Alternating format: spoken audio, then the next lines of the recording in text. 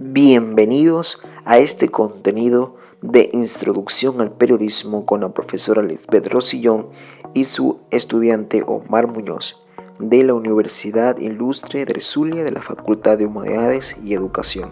Hoy estaremos compartiendo con ustedes acerca de los términos periodísticos. ¿Cuáles son? La teoría de la aguja hipodémica, derecho a la réplica o rectificación. ¿Sabías que la teoría de la aguja hipodémica es un modelo que el receptor recibe directamente un mensaje intencionado y lo acepta por completo? La teoría se asocia al trabajo de Harold Laswell, quien como investigador y publicista se proyectó con fuerza hacia el análisis de la propaganda en un periodo marcado por las tensiones mundiales de entreguerra y la preocupación por los efectos de las mediaciones periodísticas en la formación de la opinión pública. La teoría de la aguja hipodémica trata sobre la forma sobre cómo se debe transmitir un mensaje o una información a la masa. Basándonos en esta teoría, podemos tener una clara idea de cómo se debe transmitir dicho mensaje, qué palabra podemos utilizar, cómo debemos dirigirnos, qué y cómo debemos decir. Principalmente el autor es Harold Laswell. En 1902 y 1978 es considerado como uno de los padres fundadores de la investigación en comunicación por sus trabajos sobre la propaganda y la comunicación política. Fue uno de los más influyentes activistas de la necesidad de desarrollar investigación en materia de comunicación y cumplió un rol importante en poner en marcha la institucionalización de esos estudios, precisamente en uno de los estudios sobre la propaganda publicado en 1927. Los medios de comunicación de masa vinculizarán el mensaje. Es posible crear un estímulo, un mensaje tan fuerte que se inyecte. De allí el nombre de hipodémica. Es posible dar en el blanco, entre el emisor y el receptor, entre el estímulo y la respuesta. No hay ninguna intermediación que impida conseguir los objetivos. Hay una relación directa de causa y efecto, algo mecánico, un vacío. De modo que la manipulación es posible porque frente a un poder enorme de medios de comunicación de masa no hay ningún elemento de resistencia. Resumen acerca de la teoría hipodémica.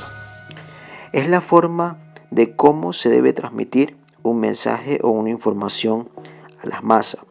Basándonos en esta teoría podemos tener una clara idea de cómo se debe transmitir dicho mensaje, qué palabras debemos utilizar, cómo debemos dirigir, qué y cómo debemos decir. Pasamos al segundo término periodístico, el derecho a la réplica. ¿Sabías que el derecho a la réplica, también conocido como derecho de rectificación o respuesta, es un derecho individual que puede ejercer toda persona que se considere afectada en su derecho o reputación por informaciones difundidas que se consideren agraviantes? ¿Qué es el derecho a la réplica? Toda persona tiene derecho a la libertad de pensamientos y expresión.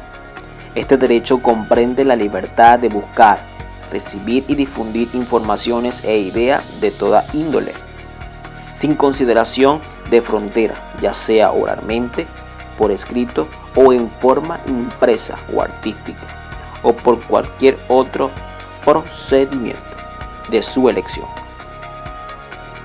El derecho a la réplica se refiere al derecho de toda persona a que sea publicada o difundida a aclaraciones que resulten pertinentes respecto de datos o informaciones transmitidas o publicadas relacionados con derechos que aludan que sean inexactos o falsos y cuya divulgación le cause un agravio, ya sea político, económico, en su honor, vida privada o imagen a un imputado.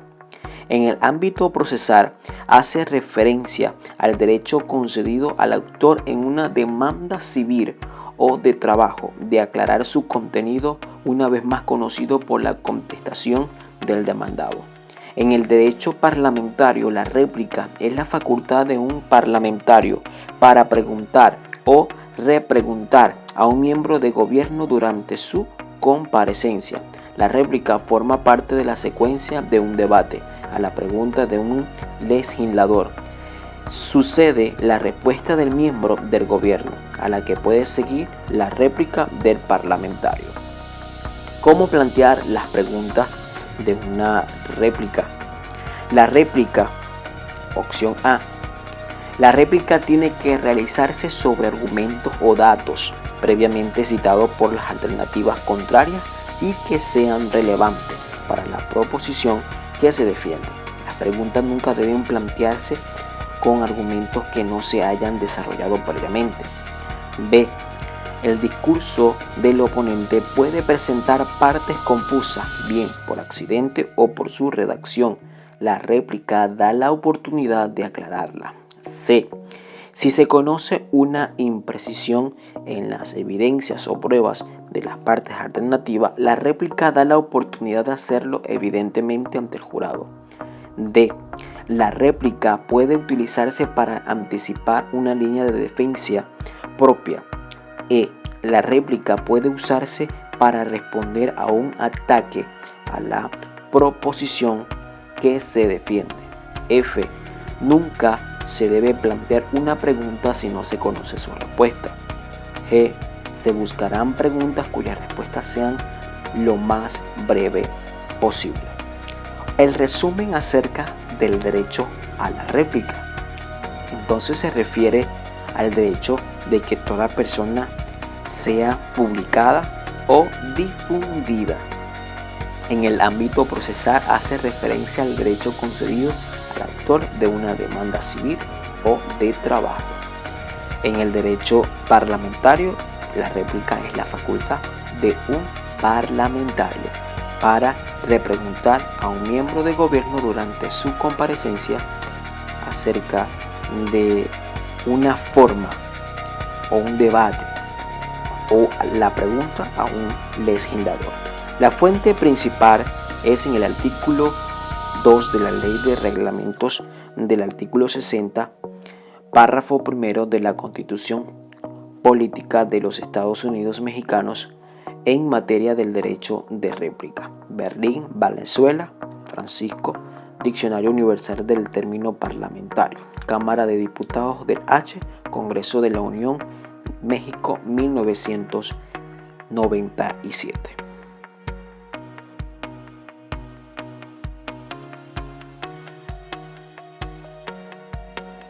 Muchas gracias por tu atención. Esto fue Introducción al Periodismo con la profesora Lisbeth Rosillón y su estudiante Omar Muñoz de la Universidad del Zulia.